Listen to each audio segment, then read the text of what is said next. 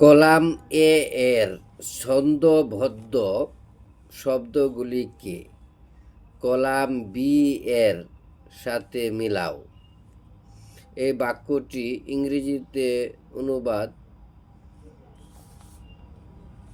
করতে হলে প্রথমে এই বাক্যের ভার্ব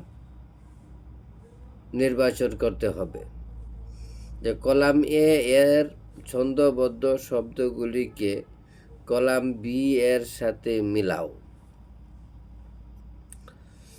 তা আমরা জানি বাংলা বাক্যে সাধারণত ভার্ব বাক্যের শেষে থাকে, তাহলে প্রথমে আমাদের ভার্ব বের করতে হবে। তা ভার্ব কোনটা? মিলাও।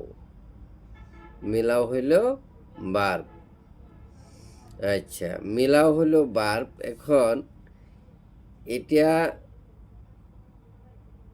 কি ধরনের বাক্য? এটা কি ধরনের বাক্য? দেখি আমরা মিলাওকে প্রশ্ন করি, কে মিলাবে? এখানে এই ধরনের কোনো শব্দ নেই, তাহলে বোঝা যাচ্ছে এটা ইম্পারেটিভ সেন্টেন্স। Imperative sentence. তাহলে ইম্পারেটিভ সেন্টেন্সে সাবজেক্ট উজ্জ্ব থাকে, ভার্ব দিয়ে শুরু করতে হয়, ভার্ব দিয়ে বাক্য শুরু হয়। মিলাও ইংরেজি কি? মিলাও ইংরেজি হইল মেস।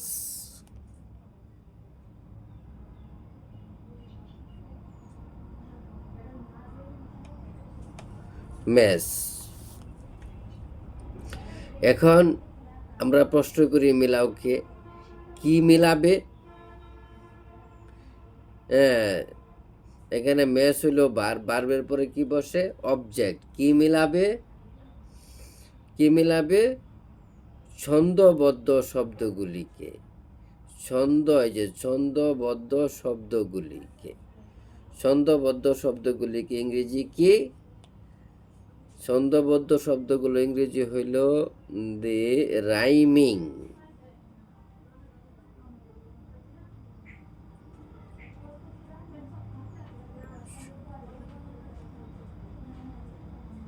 রাইমিং অর্থ হইল ছন্দবদ্ধ। রাইমিং শব্দ, রাইমিং অর্থ ছন্দবদ্ধ। আর রাইমিং ওয়ার্ডস, রাইমিং ওয়ার্ডস অর্থ ছন্দবদ্ধ শব্দগুলিকে। দ্য রাইমিং ওয়ার্ডস, ছন্দবদ্ধ শব্দগুলিকে। তাহলে ম্যাচ দ্য রাইমিং ওয়ার্ডস, ছন্দবদ্ধ শব্দগুলোকে মিলাও। মিলাও এই ছন্দবদ্ধ শব্দগুলো এর সাথে কোন ওয়ার্ডগুলো যাবে, কোন শব্দগুলো যাবে?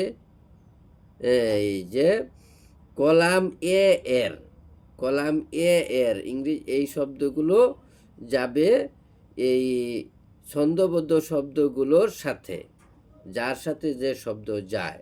তাই কলাম এ এর ইংরেজি কি হবে? ইন। ইন কলাম এ।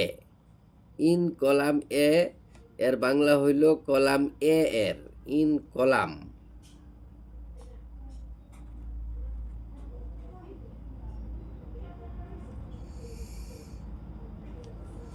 হ্যাঁ, তাহলে আমাদের অর্থটা দাঁড়াইল কি? The rhyming words in column A. Column A এর ছন্দবদ্ধ শব্দগুলিকে।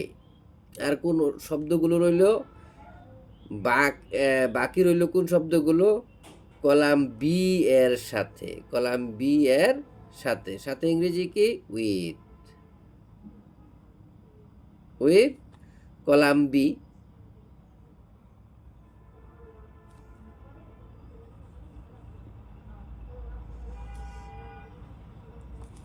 বি। তাহলে সম্পূর্ণ বাক্যটা হইল যে match the rhyming words in column A with column B. তাহলে কলাম এ এর ছন্দবদ্ধ শব্দগুলিকে কলাম বি এর সাথে মিলাও। এটার বাক্য ইংরেজিতে এভাবে গঠন করতে হবে, এই বাক্যটিকে ইংরেজিতে এভাবে গঠন করতে হয়। এটা অন্যভাবেও লেখা যায়, match the rhyming words in column A with column B. এটা একটি ইম্পারেটিভ সেন্টেন্স। এটা ম্যাচ হইল কি ভার্ব, ম্যাচ হইল ভার্ব। আর the rhyming words in column A, এইটুকু হইল কি নাউন ফ্রেজ, এটুকু হইল নাউন ফ্রেজ। আর উইথ কলাম বি ফ্রেজ, এটাকে অ্যাডভার্বিয়াল ফ্রেজও বলে, প্রিপোজিশনাল ফ্রেজও বলে।